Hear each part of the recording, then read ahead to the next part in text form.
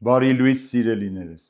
Տեր հայր, մարդն իր մտքում ինչի շուրջ խորհի, որ մեղք չգործի։ Երկու կարևոր բան կա, որ մարդը միշտ պետք է դրանց շուրջ մտածի եւ օրվա մեջ խորի։ Դա մահվան եւ ահեղ դատաստանի մասին է։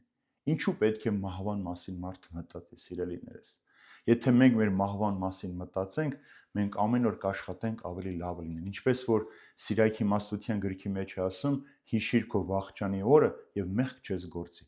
Ինչու, որովհետև մահը մինչև այսօր աշխարհում շատ հզոր թագավորներ է հաղթել։ Մարդիկ, ովքեր ինձ ամբողջ կյանքի ընթացքում հավաքել են, կուտակել են, ինչպես Դավիթ մարգարեն է ասում, մարդը զուրտեղը տագնապում է, տարավում է, գանձ է դիզում, չգիտի ում համար եւ ինչի համար։ Եվ մի պաստվերի պես երևում ու անհետանում է։ Ուրեմն նշանակում է, որ մենք ով էլ որ լինենք, ինչպիսին էլ որ լինենք, ամենաուժեղն էլ եթե այս աշխարհի մեջ լինենք, մեկ է մենք մահվան առջև տկար ենք եւ պիտի ծնկիչնենք։ Եվ մահը բոլորին հաղթում է այս աշխարհի մեջ։ Բայց երբ որ դու ամեն օր խորհում ես, որ դու մահկանացու ես եւ քո ամեն օրը կարող է վերջինը լինել, դու աշխատում ես մեղքեր չգործել։ Եվ ինչպես Հովան Ոսկեբերյան հայրապետն է գեղեցիկ նկարագրում, ասում է, երբ որ դու պարում ես անկողին, պատկերացրու, որ դա քո վերջին օրն է։ Պիտի ամեն բան զղջաս, մաքրվես, որպեսզի կարողանաս առավոտյան լույսը տեսնել։ Որը մահվան խորհրդի մեջ է, որ մարդը պետք է հիշի եւ հասկանա, որ այդ խորհրդի միջով անցնելով ինքը ամեն վարքյան կարող է Տիրոջ ներկայության առջև կանգնել։ Եվ երկրորդը դատաստանն է։ Տերը անպայման պիտի գա դատելու։ Տերն առաջին անգամ իբրև բժիշկ եկավ այս աշխարհ, որպեսզի հիվանդ մարդուն, մեղքով վիրավորված, մեղքով վարակված մարդուն բժշկի եւ առաջնորդի դեպի երկնքի արքայություն։ Բայց երկրորդ անգամ Տերը պիտի գա դատելու։ Եվ Տիրոջ դատաստանը նման չէ այս աշխարհի դատավորների դատին, որովհետև այս աշխարհի մեջ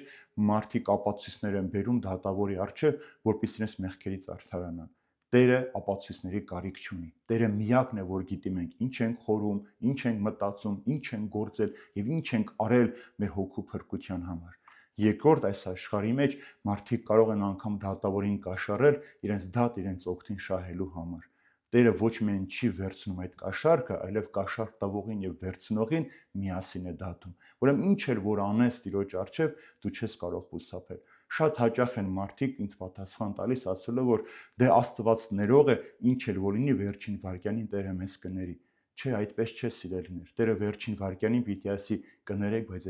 ձեզ չեմ ճանաչում, որովհետև Տիրոջ դատաստանը, Տիրոջ դատը, որ պիտի տեղ ունենա մեր կյանքի մեջ, այլևս հնարավորություն չի տա, որովհետև այս ամբողջ մի կյանք մեզ տրված է եղել այդ դատաստանին ներկայանալու, արդարացման վճիռը ստանալու համար։ Եվ եթե դու չես պայքարել այդ վճիռը արդարության ստանալու, որպեսզի մուտք գործես երկնքի արքայություն, նշանակում է պիտի զրկվես հավիտենական կյանքից։ Տեսեք երկու պարզ իրականություն՝ մահ եւ դատաստան։ Եթե ամեն մարդ, երբ որ արթնանա, հասկանա, որ ինքը ամեն վայրկյան կարող է հրավեր ստանալ Տիրոջ առջև կանգնելու համար, եւ այս մտածումի միջով խորի եւ անցնի, ինքը մեղքից հեռու կմնա, մեղք չի գործի եւ իր նմանին էլ մեղքի ճանապարհով կորստյան չի մատնի։